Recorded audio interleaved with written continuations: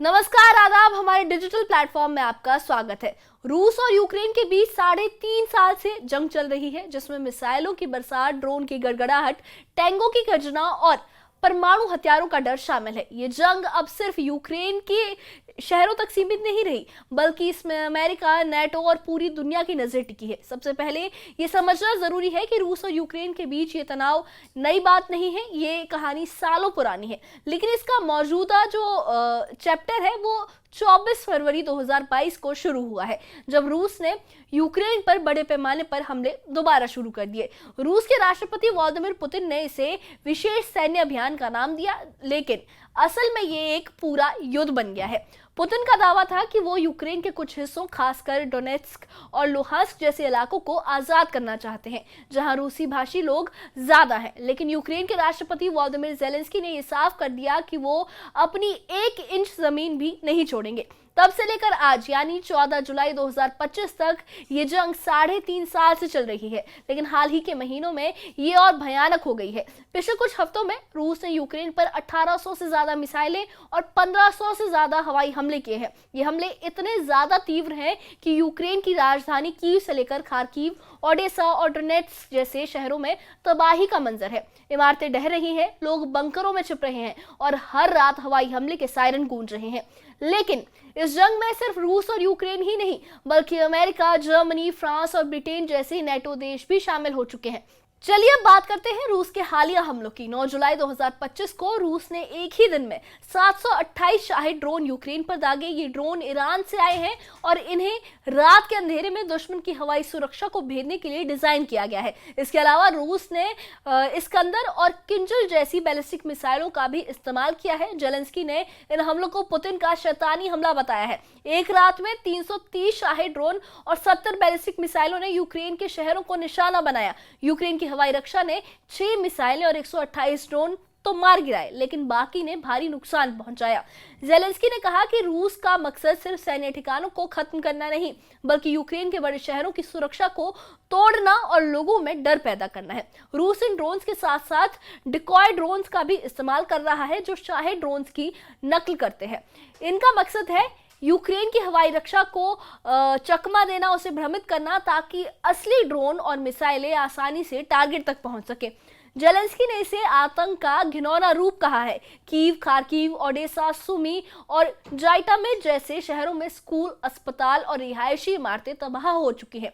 पिछले हफ्ते रूस ने यूक्रेन के 51 शहरों और गांवों पर हमले किए। इनमें 20 से ज्यादा लोग मारे गए हैं और सैकड़ों घायल हुए हैं। खार्किव इलाका आग का गोला बन चुका है। खेरसान के गवर्नर ओलेक्सेंडर प्रोकोडिन ने बताया कि रूस ने शेवचेंको गांव में कब्जा कर लिया है, जो लिथियम जैसे कीमती खनिजों के लिए मशहूर है।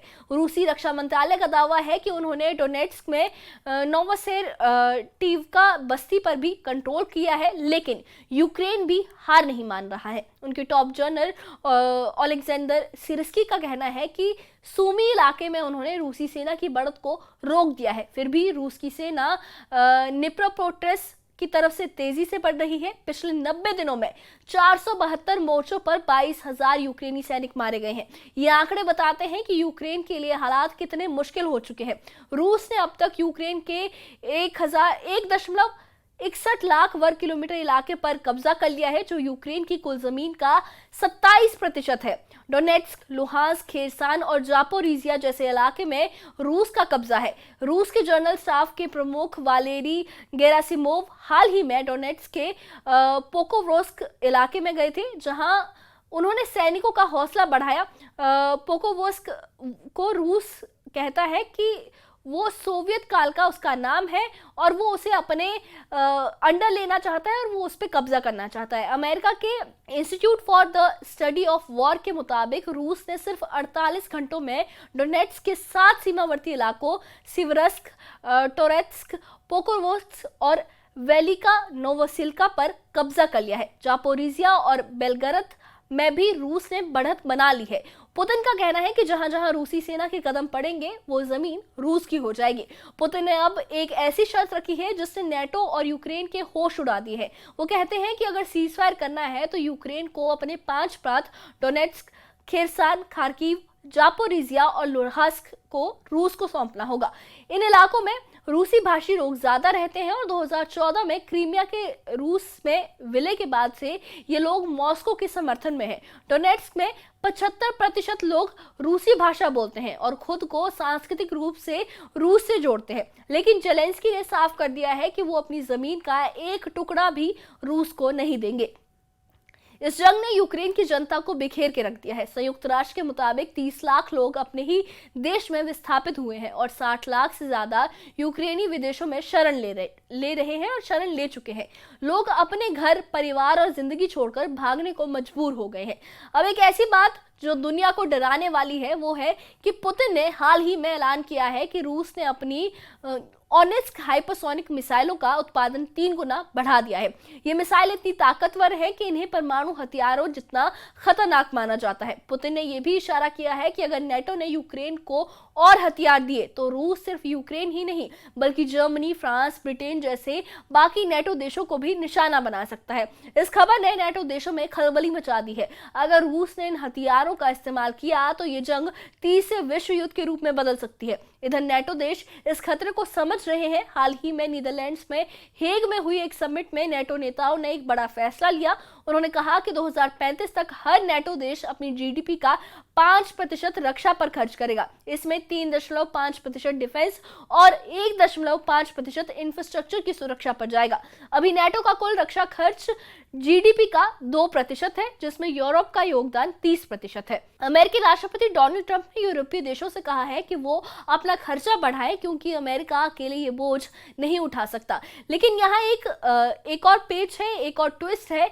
स्पेन, फ्रांस, इटली और कनाडा जैसे देश 5% खर्च करने को तैयार नहीं है। वो डिफेंस पे 5% नहीं स्पेंड करना चाहते। स्पेन ने ये साफ कर दिया है कि वो सिर्फ 2.1% से ज्यादा नहीं देगा। नेटो का वॉशिंगटन संधि का आर्टिकल 5 कहता है कि किसी एक देश पर हमला सभी देशों पर हमला माना जाएगा, लेकिन पुतिन इसे एक खुली चुनौती मान रहे हैं। वो कहते हैं कि यूरोप जंग को भड़का रहा है।